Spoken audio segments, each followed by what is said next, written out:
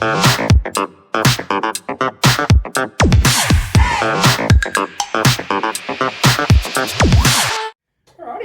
Hi, everybody. It's Brendan. It's Jordan. We like to think that we're experienced and specialists in sales and marketing. But what is sales and marketing? Is it one word? Because usually they're used right next to each other and quite synonymously. But, do we think they're the same thing, or should they be split out? Jordan, what do you think? Yeah, I see that a lot, especially in job titles. They do marketing, but you're doing sales, and you're like, I don't know how to do sales, I don't know how to do marketing. So, marketing, for me, I find it's more the awareness. Mm-hmm. It's building it towards the sale. Mm-hmm. Your social media, something like that is what I would say is marketing. Mm-hmm. What is your thoughts? Mm-hmm.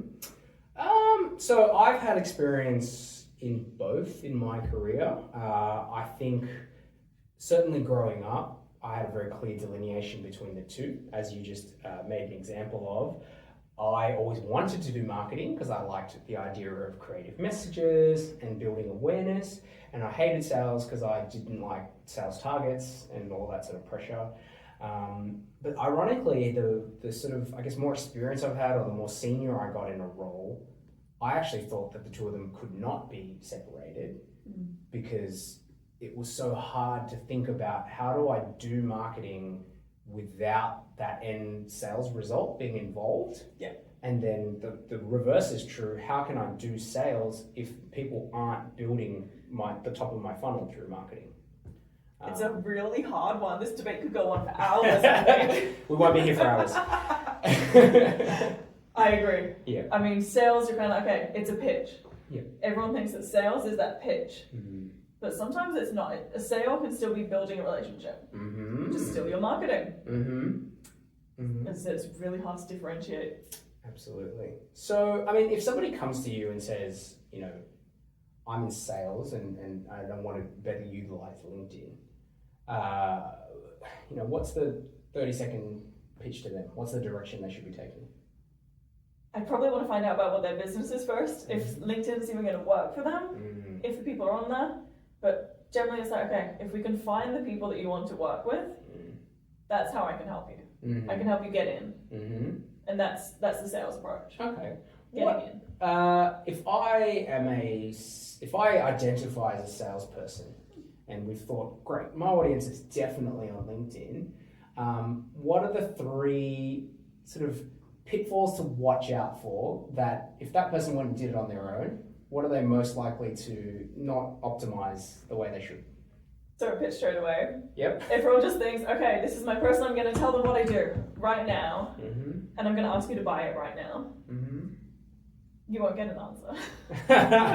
No one will respond to that. You need to take yourself out of that sales role and just have a conversation. Pretend you're networking. You don't go up and tell someone, I do LinkedIn and I want you to come and be my client straight away.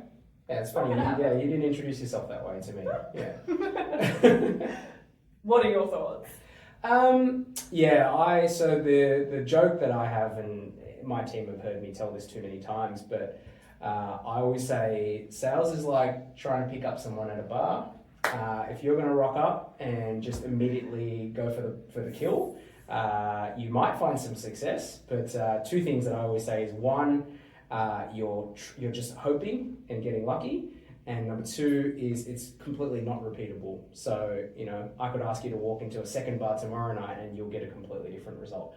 To me, that is just scary, and you're leaving your fate in the hands of the gods. So you like things to be quite calculated then? Definitely, yeah.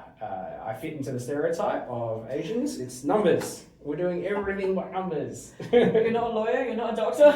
Yeah, my parents are disappointed. Let's not go there. So, opposite thing then. If a marketer is coming to you, what are some of the common things that maybe they are missing when they're doing LinkedIn outreach? I'm going to say it's probably the touch points. If they just focus on the conversations, that's great. But also for marketing wise, add in your content. Let people know about what you do just by posting. Yep. You don't need to tell them. They can look at your profile. So it's It's the both. Yeah. And also those touch points of then engaging with their profiles, Yep. endorsing their skills, liking their posts, commenting, viewing their profile.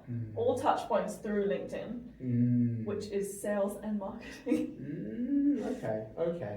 So when you talk about sort of engaging, you're talking about with the prospect or of the people that you're looking to. Yeah. Okay. Yeah. Great. So all those new connections and anyone you want to reach out to, your first connections that you've left abandoned for years. Okay. So using my analogy, it's like walk into a bar and maybe potentially showing interest in someone before you talk to them. Wow, what a crazy concept. Ask them their name, what they do, you know. Yeah. Okay. And then taking that analogy even one step further at the risk of stretching it too far, when you talk about sort of first connections, is it almost like, well, look, maybe this person has been a friend in my life for a long time, but maybe now is the season for potentially more in our relationship? Right. Building that relationship, seeing what they're doing work-wise and going, you know, is there anyone I can refer you to? Is there a possibility of working together? It's just having that conversation. Yeah, okay. It's not even pitching, it's...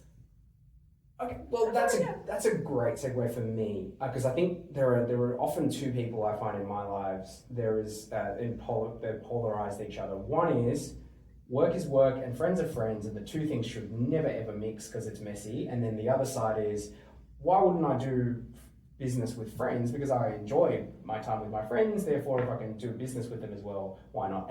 But I do feel like there's not many people in the middle. I find that they're either side of that fence. Yeah, you've met them at networking a year ago and you're like, oh, I can't remember what you do. Yeah. Yeah, there's a bit of that. Yeah. So how do you then, let's say it's a personal friend, but they're in a related business. How do you pitch? Because I can imagine that I'd be either too forward or not forward enough.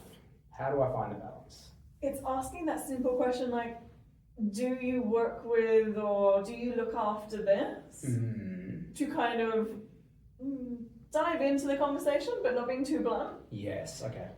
Yeah. That's usually a great way in. Okay. So finding their what their day-to-day looks like, and even potentially at some point you're going to hit on a pain point, I'm sure. And then that's where you can, hey, I might be able to help you solve that, or help somebody else in your team solve that. Yeah, or even saying, if I'm not the right person, I will pass you on to someone else that could help. It's even passing them on that's going to build that relationship, which is annoying, but you're building that relationship and trust. Yeah. If you can pass on business, yes, it looks quite nice on your, you'll be remembered. Yeah. Yeah. Oh, they helped me out. Awesome. Let's see when I can get them into the business. Okay. Things don't happen immediately.